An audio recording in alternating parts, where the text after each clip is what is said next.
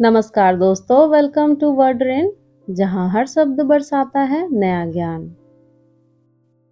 आज का शब्द है रिपीट। रिपीट एक वर्ब है। इसका हिंदी होता है दोहराना या फिर से कहना, करना। इसके एग्जाम्पल हैं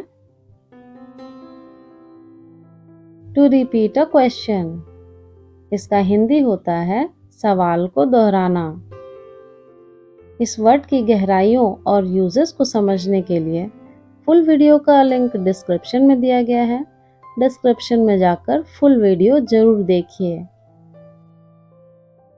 आज का शब्द पसंद आया तो लाइक, शेयर एंड सब्सक्राइब जरूर करें, क्योंकि वर्ड रेन हर दिन बरसाता है नई सीख।